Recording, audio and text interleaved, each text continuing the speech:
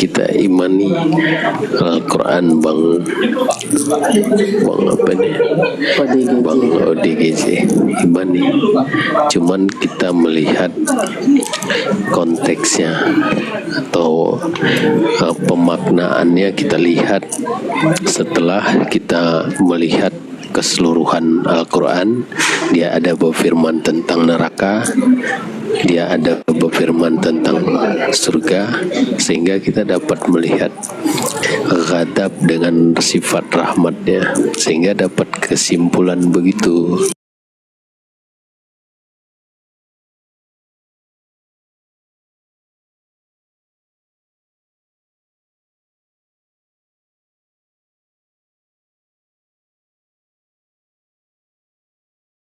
Banyaklah ada juga orang yang berpikir begitu.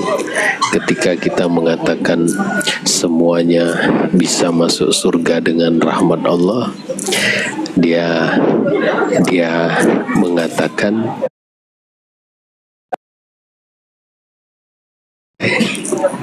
bukan nggak mengimani, malah kita mengisbatkan makna sesungguhnya.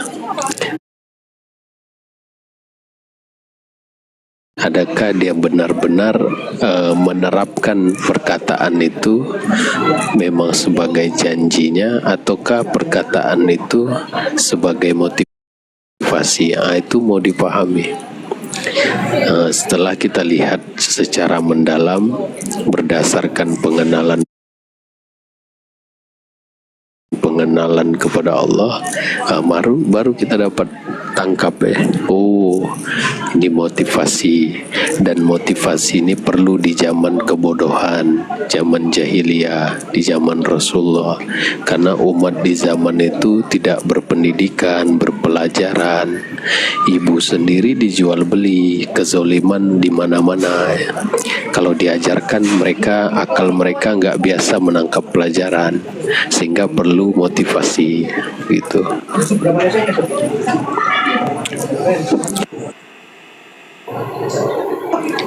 Waalaikumsalam Bang Bin. Bang Kholik, waalaikumsalam. Ustaz. Ya, Bang Faktor. Ustaz.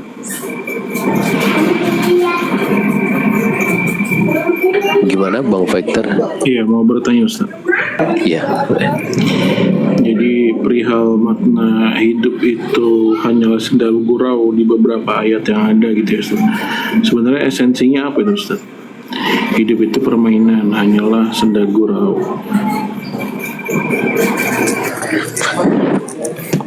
Ya, senda gurau itu maknanya lakonan lah atau drama di dunia ini. Karena hidup di dunia ini adalah aktualisasi atau terrealisasinya satu rahmat Allah. Jadi satu rahmat Allah inilah sehingga kita mengalami kepenatan, kesusahan, sehingga ada hasilnya kemudahan, kita dapat nikmat dari kemudahan. Tapi kalau di surga mana ada lagi penat, capek, enggak ada lagi sakit, enggak ada buang air besar, enggak ada buang air kecil. Jadi makna drama itu ya bentuk lakonan, yang mana lakonan ini seperti tadi ada penat, ada sakit, ada buang air besar, buang air kecil, perlu makan, ada kegemuan, ada kekurusan yang membuat orang itu enggak mau tapi itu adalah satu rahmat dia yang terrealisasi. Dia ada 99 rahmat lagi menunggu di akhirat. Itu bukan belakon lagi. Itulah yang Allah berfirman, hidup ini adalah drama atau soap opera, permainan atau play. Kampung akhirat itulah kehidupan kamu sebenarnya apabila kamu mengetahui. Jadi seperti satu orang main film di Jakarta, selepas habis film dia punya kehidupan di sebenarnya, ada anak, ada istri, dia nggak seperti lakonan itu ya. Begitu Bang Faktor. Iya, terima kasih Ustaz. Tapi kalau menyikapinya seperti ini bagaimana Ustaz? Jika ketika seseorang belum bisa menyikapinya bahwasanya setiap orang itu berperan, dia nggak mungkin bisa bersenda gurau gitu, Ustaz. Namun ketika seseorang itu menyadari ya bahwasanya dia adalah bagian dari setiap peran, baru dia bisa mungkin bersenda gurau gitu, Ustaz. Kira-kira seperti itu deh, Ustaz. Poinnya adalah dimana ketika seseorang itu sadar ya akan dirinya ini di sini sebagai apa, seperti itu, dia baru bisa sedang gurau. Berarti itu ranah kesadaran. Nah, ada orang yang menyadari itu hidupnya adalah drama atau senda gurau, ada yang tidak menyadari, tapi pada hakikatnya atau pada kebenarannya ya namanya hidup adalah senda gurau, satu drama. Makanya Stephen Hawking mengatakan, adakah hidup ini adalah satu drama di dalam satu komputer besar, dan kebebasan memilih adalah illusion, hayalannya. Jadi kalau ranah kesadaran pemaknaannya ya bisa diterima, tapi kebenaran hidup ini adalah drama, yang sedar maupun yang nggak sedar itu adalah drama senda gurau. Begitu Bang Victor. Contoh sederhana adalah mungkin ketika melihat orang berkelahi dengan hal sepele lah, Ustaz. Gitu ya, mungkin dengan orang yang di sisi lain dalam melihat itu, ya mungkin hanya bisa jadi tertawa begitu ketika melihat itu gitu, dimana misalkan kedua hal sosok ini mungkin tidak melihat ataupun belum menyadari bahwasanya dia ini bagian dari peran itu. Tapi adapun juga memang balik lagi ya Ustaz, yang bahwasanya memang dia sendiri yang melihat itu bagian dari grand design juga, dan kejadian itu juga dilihat bagian dari grand design juga. Saya memang siapa yang jadi pertanyaan yang bisa bersenda gurau itu kan gitu, karena kayaknya nggak semua orang bisa gitu ya Ustaz ya.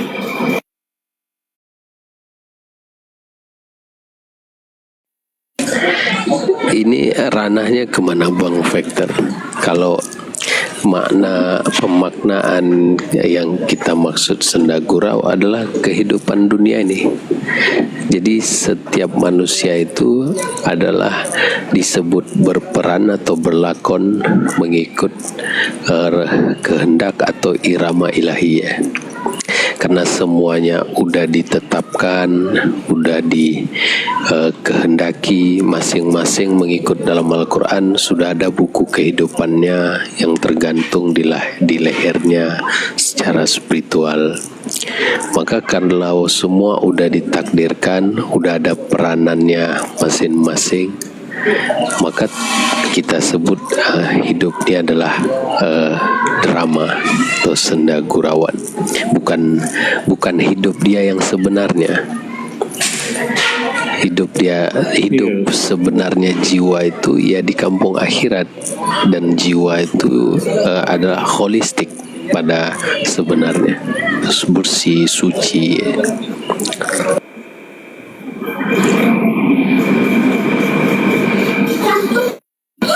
Iya, benar Ustaz.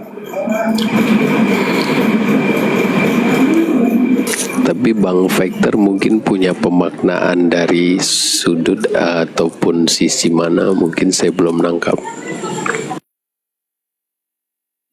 Iya, jadi terkadang tuh kalau saya sebagai melihatnya ya, sebagai sutradara misalkan ataupun asisten sutradara gitu, ketika ada orang berperan gitu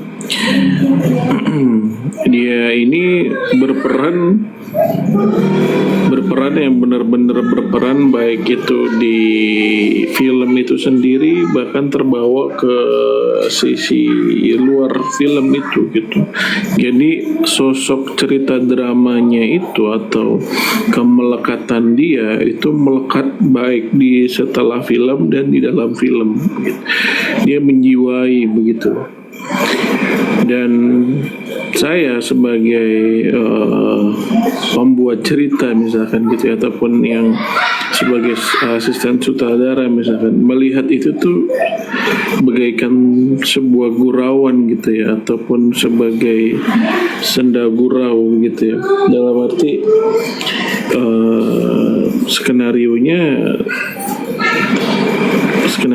itu ya dia di film aja gitu, tapi kenapa terbawa begitu ya, bahkan penonton juga ikut terbius ya akan aktingnya si artis ini gitu, misal aktor itu gitu ya, itu yang menurut saya gurauan gitu ya.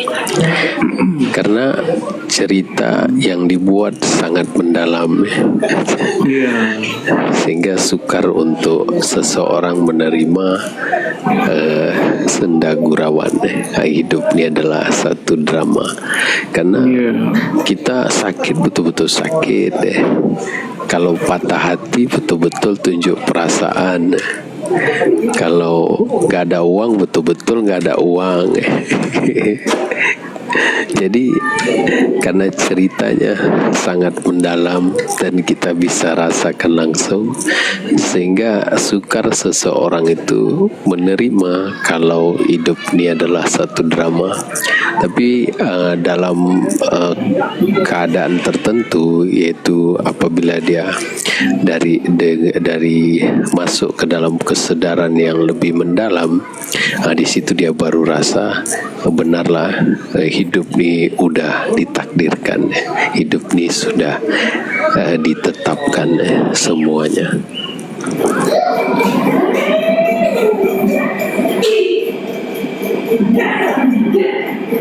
Waalaikumsalam Bang Muhammad, Bang Abdi. Waalaikumsalam Bang Theo.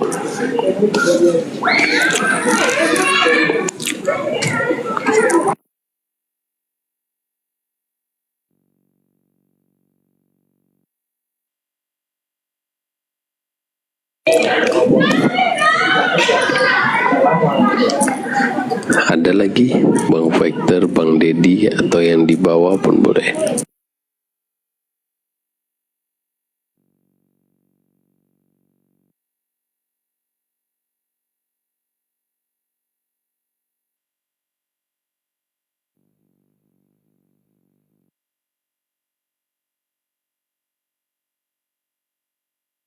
Waalaikumsalam Bang Lekman. Waalaikumsalam Bang Haji ya.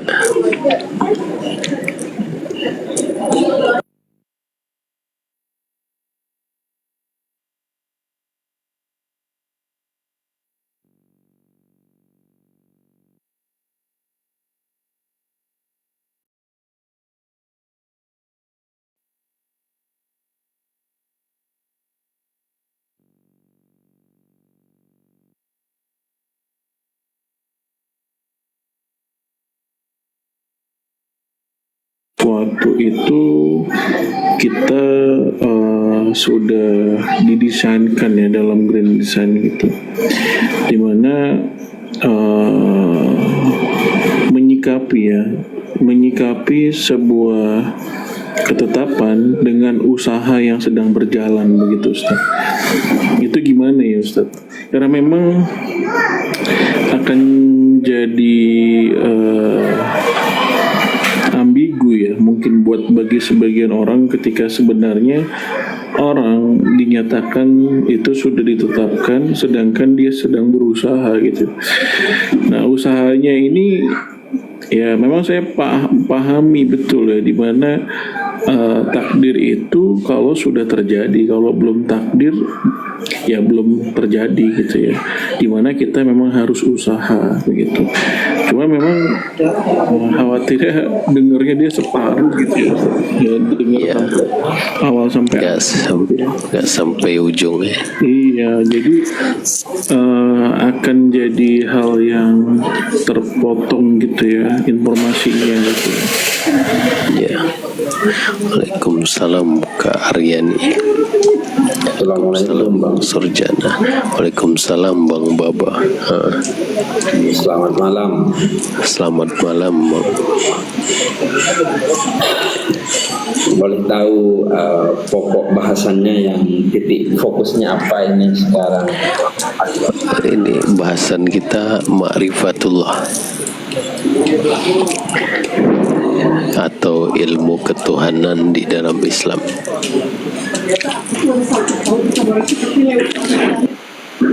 Boleh nggak nyentil sedikit tentang sains dan Tuhan? Iya. Bahwa sejatinya di dalam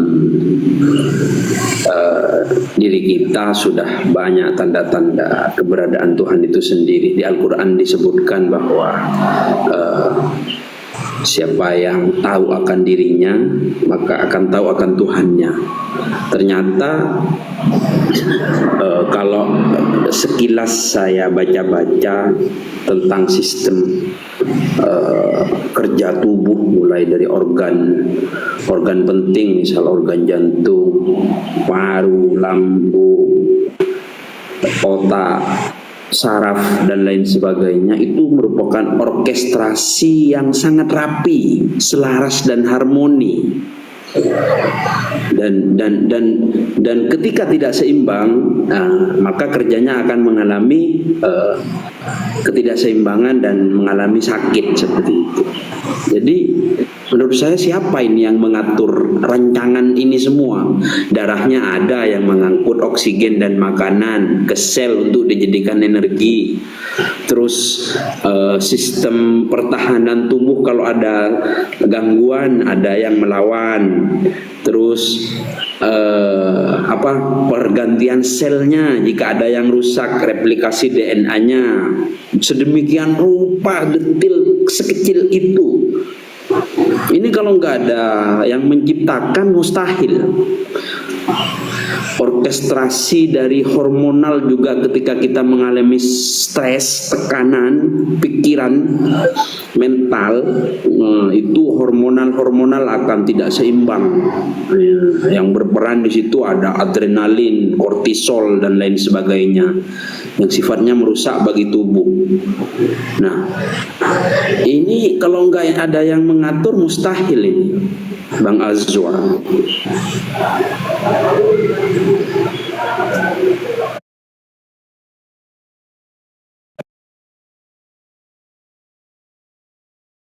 Dengan kemakrifatan ini. Ya, itu bahasan dalam makrifat sifat dan makrifat af'al. Kalau yang buat itu semua adalah Tuhan. Kalau kita setuju permulaannya satu keberadaan mengikut dalam Al-Quran wal awalu, dan mengikut Rasulullah hanya dia saja yang ada pada permulaan, maka konsekuensi logisnya satu pembuat. Dia yang membuat matahari, dia yang membuat keteraturan, dia yang membuat langit, bumi. Satu pembuat, gak boleh ada dua. Dia yang membuat jahat, dia yang membuat kebaikan, dia yang membuat setan, buat iblis, buat nabi, membuat malaikat. Satu pembuat, itu disebut tahu. Setelah kita tahu makrifat sifat satu keberadaan, maka mudah untuk memahami satu pembuat, begitu. Iya, mungkin bisa saya tambahkan ya, di era modern sekarang kita tentang pembahasan tentang neuroscience juga akrab ya, dimana di 1400 tahun yang lalu sebelum peradaban modern itu tercipta,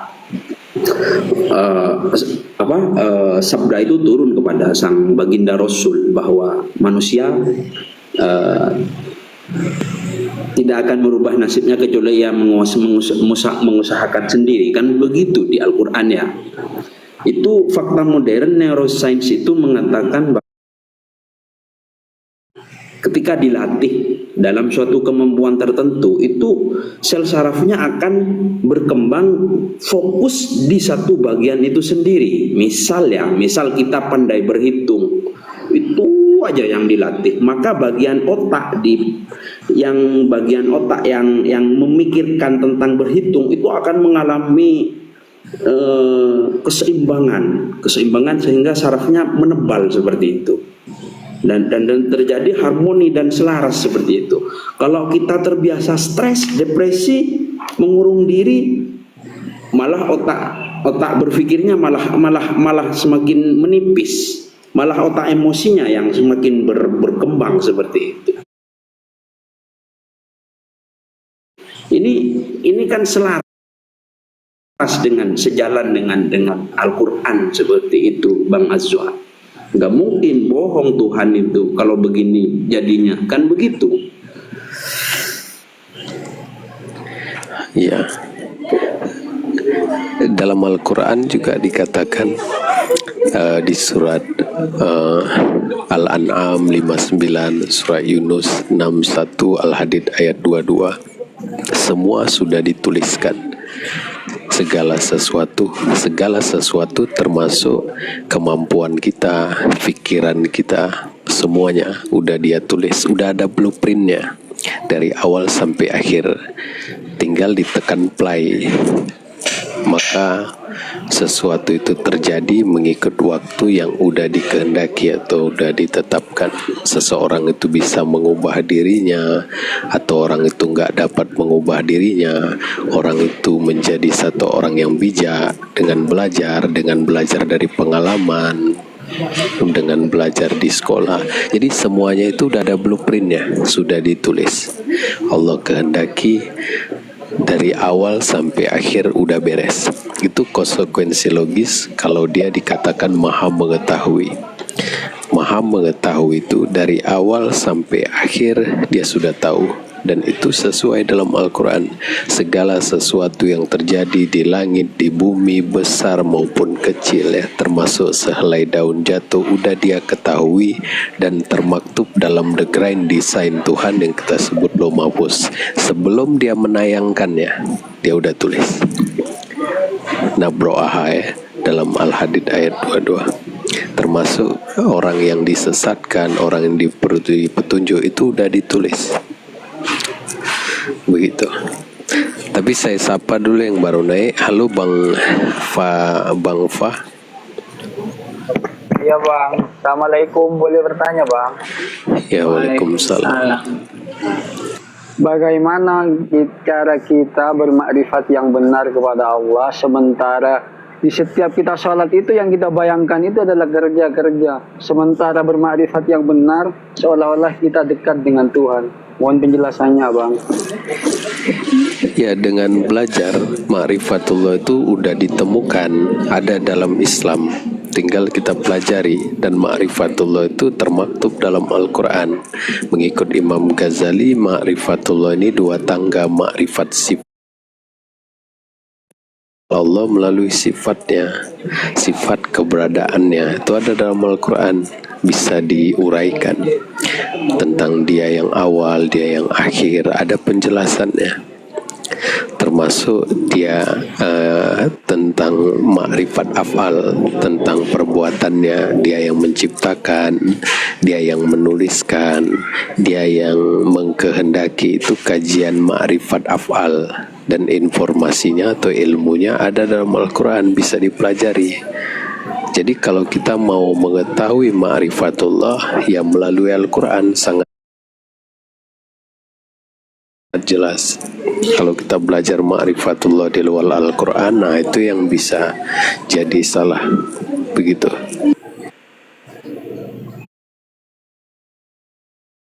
Sedikit lagi Bang. Terus ada di tetanggaku yang mengkaji tentang ma'rifatullah, tapi belajar, salah jumpa guru atau yang mengajarkan dia nggak ma'rifatullah, macam-macam sebabnya. Tanya dia lah, kenapa kamu gila? kamu belajar dengan siapa? Iya, banyak itu bang. Mungkin lebih 1-2 orang lah belajar tentang tasawuf, makrifat, tapi dia agak nyeleweng. Ya, jadi kita tidak uruskan itu untuk kita tahu dia benar-benar untuk kita menilai sesuatu itu benar-benar dia salah atau benar. Ya kita harus ada ilmunya juga lah. Kita harus tahu ma'rifatullah itu apa, sehingga nanti kita menilai nggak silap. Oh ini orang ini bukan ma'rifatullah, orang ini ma'rifatullah. Oh ini salah belajar ini. Jadi pentingnya kita tahu dulu ma'rifatullah itu. Kadang-kali dia nggak salah, kita aja yang nggak ngerti, kita bilang dia salah, kan bisa juga begitu. Iya bang. Soalnya saya belum paham, cuma baru belajar ini untuk memahami. Ya. Terima kasih ya bang. Ya, ada yang lain, sahabat-sahabat boleh naik ke atas. Kalau ada yang mau dikongsikan atau ada yang mau dibagikan boleh. Waalaikumsalam Bang Aksa, Bang Cepi, Bang Cecep.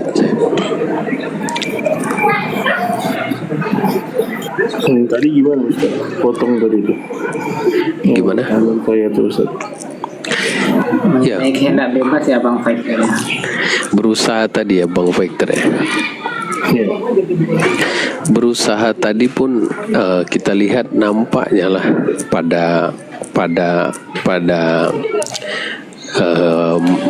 makna majazi atau penampakannya seolah-olah kita yang berusaha, kita yang berpikir. Itu penampakan atau pada pandangan sifat kalau dalam kajian ma'rifatullah. Kita lihat manusia itu seolah-olah memilih.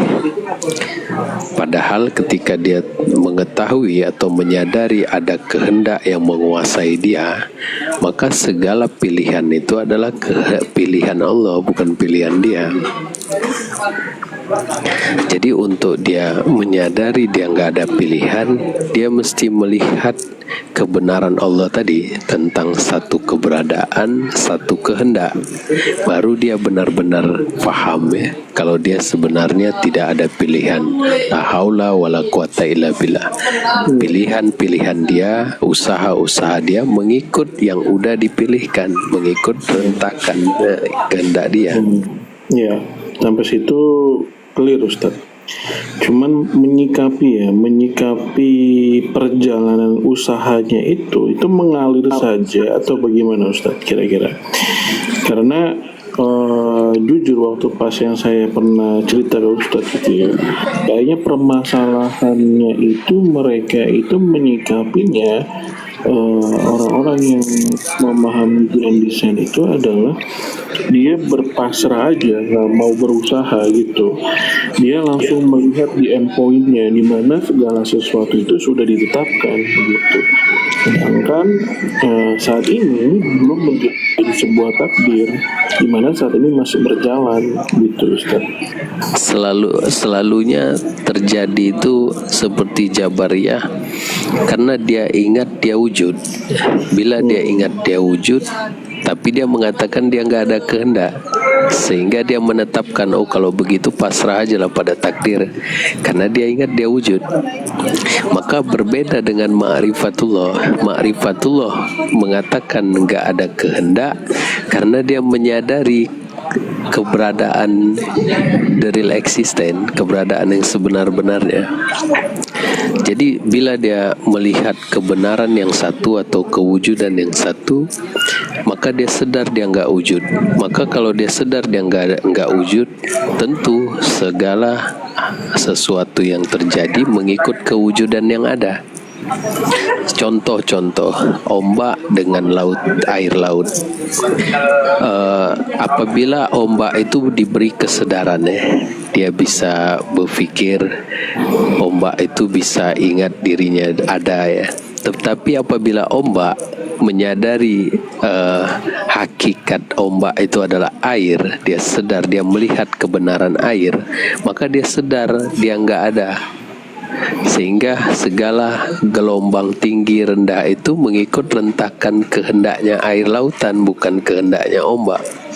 Tapi yang jadi masalah ketika ombak mengatakan saya nggak ada kehendak, tapi dia ingat dia ada.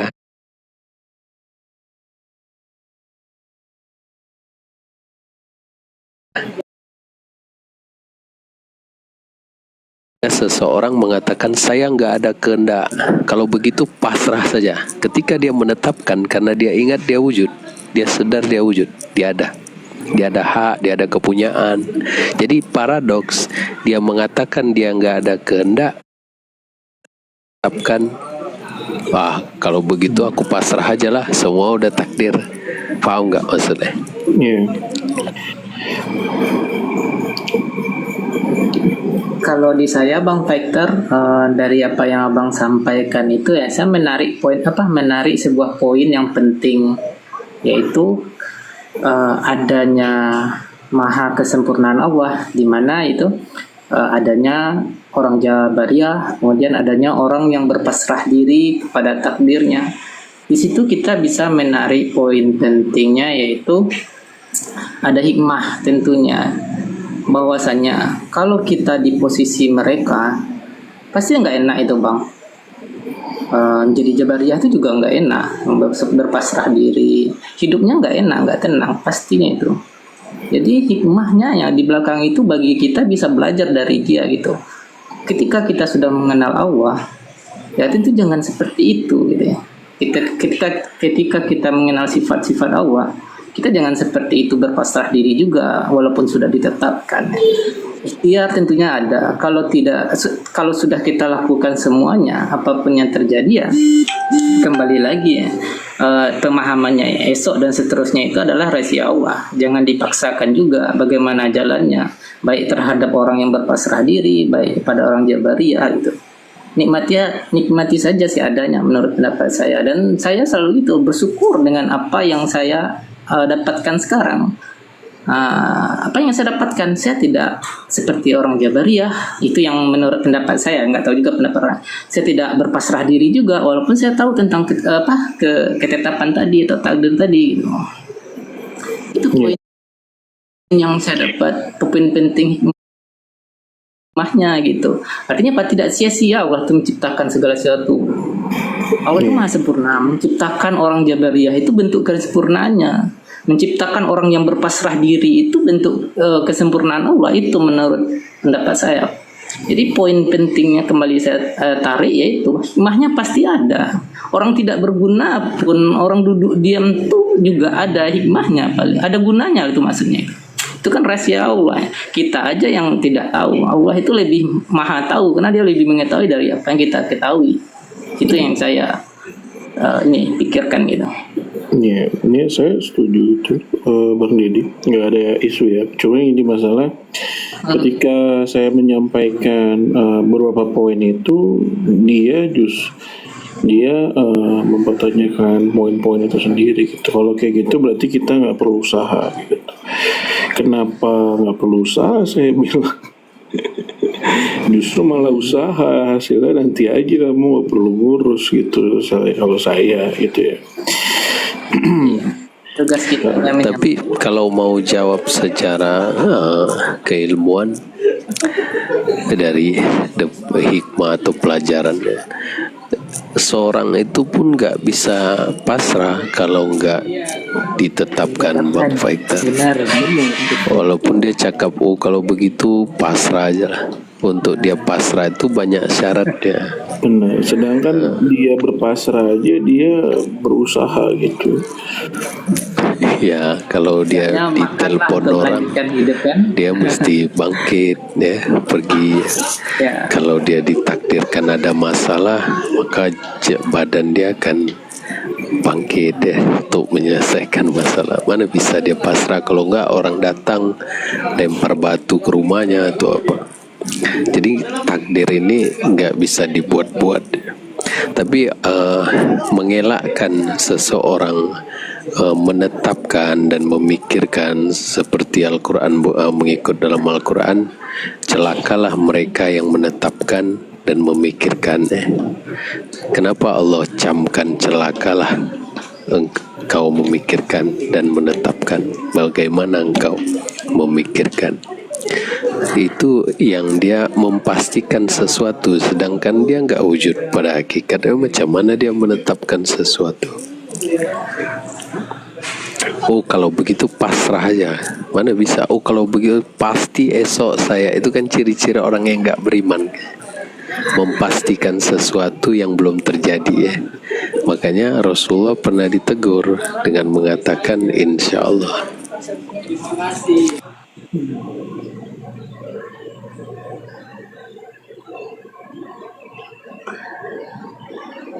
Ya karena semua itu kalau kita sandarkan kepada Allah ya kita tenang rasanya gitu.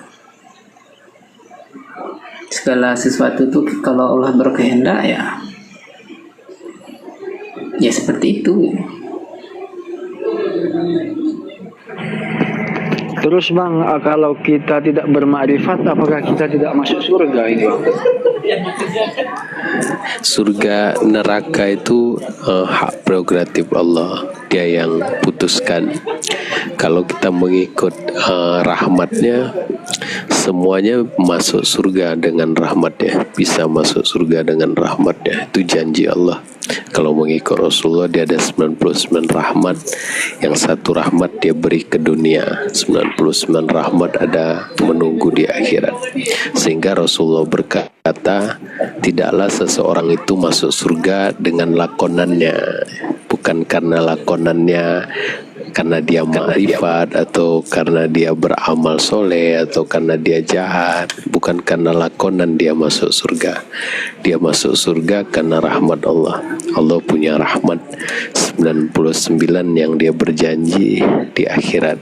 Dengan rahmat itulah seseorang itu masuk dalam surga, bukan karena amalan dia, bukan karena dia ma'rifat atau enggak ma'rifat. Begitu Bang Fazi. Alat terus Bang, ini tujuan bermakrifat ini untuk apa Bang? Maaf Bang, ini saya masih bertahan, nggak paham. Kalau kita mengikut sejarah, asal keimanan itu dari ma'rifatullah.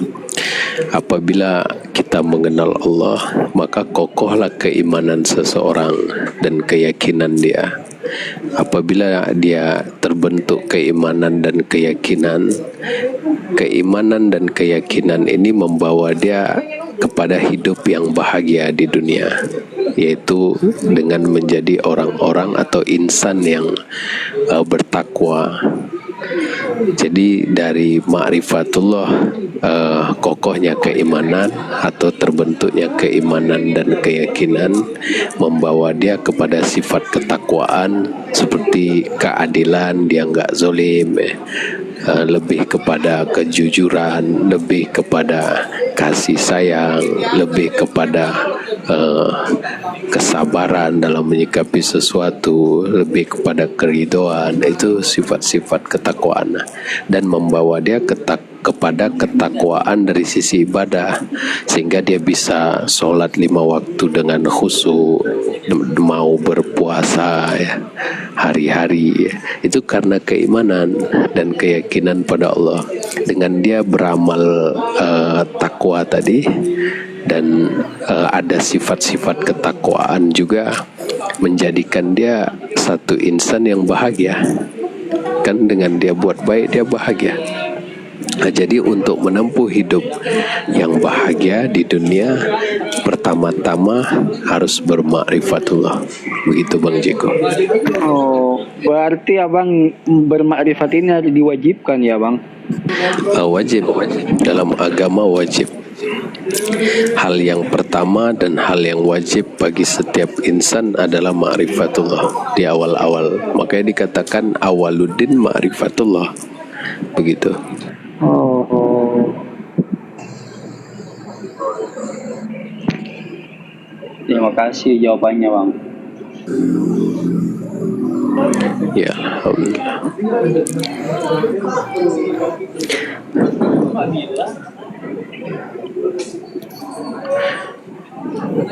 Ya, welcome sahabat-sahabat semua. Alhamdulillah. Ada lagi sahabat-sahabat yang di atas atau ada yang di bawah, boleh di tapping. Nah, kalau ada yang mau diketahui secara lanjut pun boleh naik ke atas. Waalaikumsalam Kak Serin.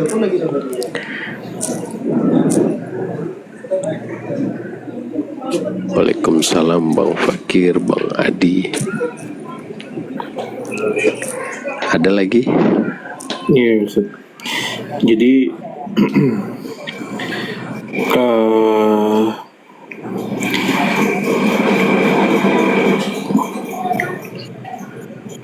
kebetulan kemarin tuh yang saya sering ceritakan ya, om saya itu ya Ustaz ya, di mana tempat saya sharing ya, ini kebetulan kalau apa yang dibahas itu sepertinya sepemahaman dengan Ustadz gitu ya. Cuman yang menarik itu ketika bahas tentang ketetapan gitu ya, di malam-malam gitu saya bahas, kemudian besok siangnya dia nggak ada gitu ya, besok siangnya nggak ada. Jadi di pesan terakhir beliau itu yang menarik buat saya adalah kalau mau beragama itu nggak perlu takut-takut, dia bilang, apalagi beragama Islam gitu ya. Selami aja sampai di dalam, jikalau memang berbelok gitu ya, dalam artian dibilang sama orang itu murtad, nggak perlu takut, dia bilang. Kalau emang murtad mudah aja loh, kata dia. Ya udah tinggal syahadat lagi. Ya, sesimpel itu mikirnya. Dan kebetulan saya juga melihat Buya Syakur ya, yang udah almarhum juga ya, pernah menyatakan di mana ya kalau memang beragama itu nggak perlu takut harus sampai dalam begitu ya. Buat apa kamu beragama tapi takut untuk menyelam begitu ya. Itu pernyataan-pernyataan yang dua hal yang menurut saya sangat menarik ya Ustadz ya, di mana saya ketika berdiskusi dengan teman saya yang saya ceritakan itu, dia langsung melakukan blokade ya.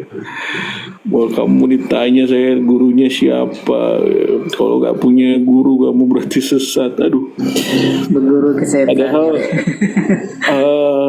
saya bingung gitu ya. Al-Quran itu menurut saya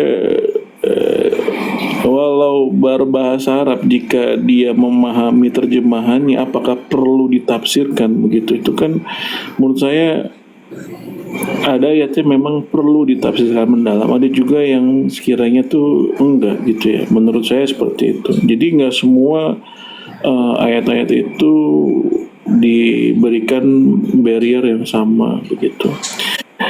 Ya, sekarang orang-orang di luar agama Islam itu dengan mudahnya meluk agama Islam dengan baca terjemahan aja gitu. Terus kenapa yang orang Islam sendiri jadi suatu hal yang tabu ketika baca terjemahannya dan memahaminya secara mandiri gitu. Sedangkan bukan berarti yang baca terjemahan ini ingin berperang dengan agama lain, enggak gitu ya. Justru ingin melengkapi dirinya untuk lebih baik dan mengenal dirinya dan Tuhannya gitu ya. Ini yang terkadang tuh saya bikin bingung Ustaz ya, membuat barrier terlalu jauh terkait pemahaman agama, di mana ketika kamu beda, salah, kamu sesat begitu. Ini yang menarik gitu ya Ustaz. Kira-kira gimana tanggapan Ustaz? Iya, saya setuju. Memang agama Islam tuh agama yang senang ya, agama yang mudah. Kalau susah disuruh tutup kedai ya. Saya juga sangat tertarik nih dengan apa yang disampaikan Bang Fakir ini, sehingga timbul nih pertanyaan atau pernyataan ya di kepala saya, karena tentang agama nih ya. Ya. Yaitu apa sih fungsi beragama bagi umat manusia atau bagi kita? Kemudian apa sih fungsi bertuhan bagi manusia? Mungkin enak nih kalau kita bahas ini ya. Kalau dari saya ya, kalau kita fungsi beragama bagi umat manusia ini ketika kita menjadikan agama itu Tuhan ya. Kan di dalam Al-Quran itu begitu banyak ayat, kemudian yang menjadi motivasi buat kita tidak paham tuh. Nah, kalau kita memahami itu hanya bertuhan ke agama tanpa mengenal Tuhannya tadi, ya itu akan membeda-bedakan kita, akan mengkafirkan orang, akan menyalah-nyalahkan orang. Makanya timbul pernyataannya di kepala, siapa sih fungsi kita beragama? Kebetulan Bang Faktor nih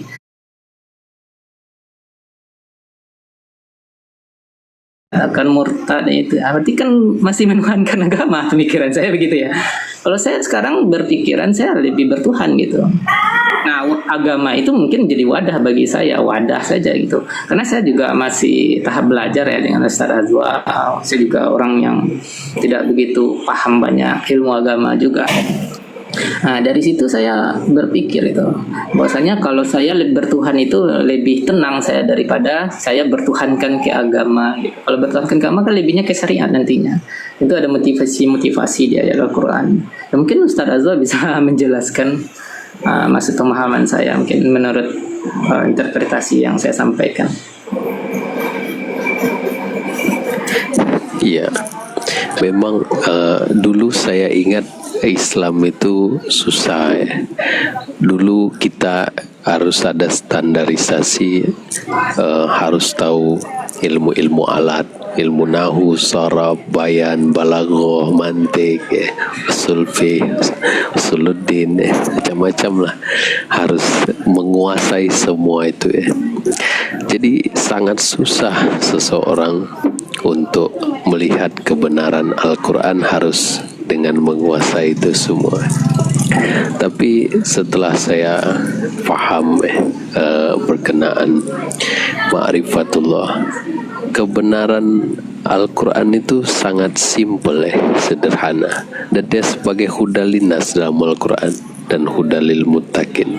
Sehingga kalau kita lihat ada profesor dan ada orang-orang yang bukan Islam melihat kebenaran Al-Quran dengan membaca Al-Quran melalui terjemahannya.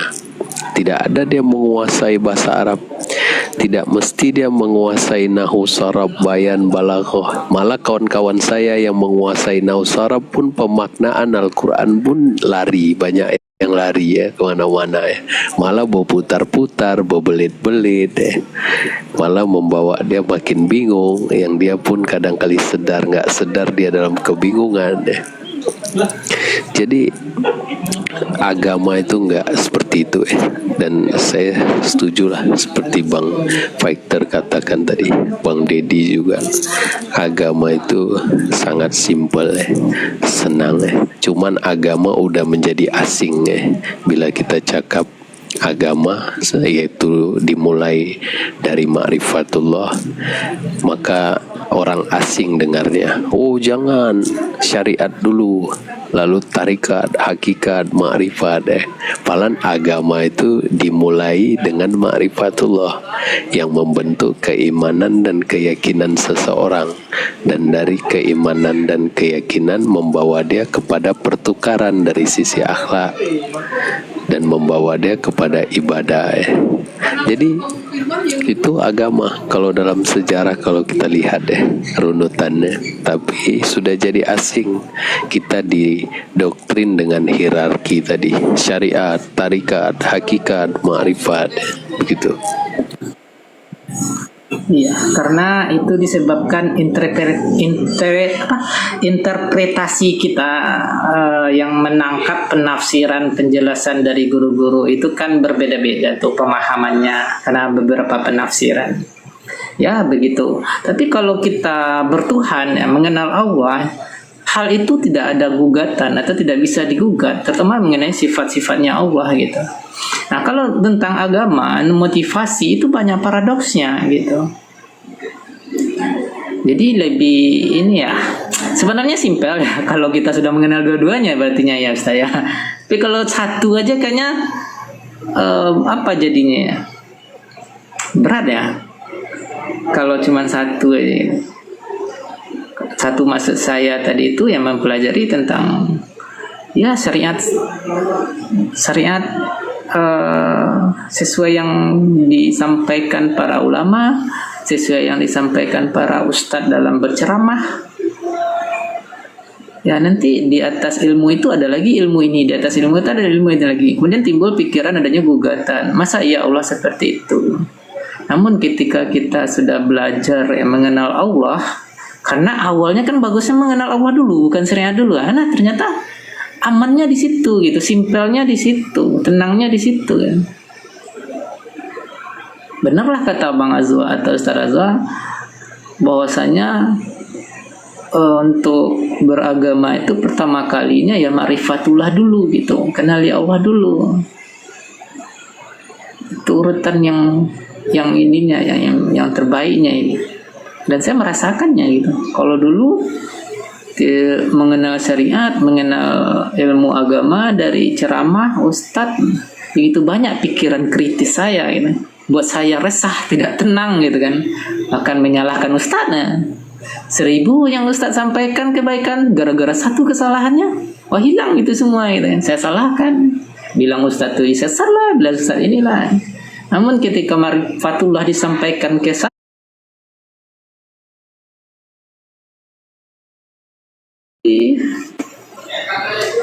itu membuat saya apa ya, kesadaran diri bahwasanya hasilnya itu ketenangan tanpa menyalahkan siapa-siapa. Itu yang saya rasakan.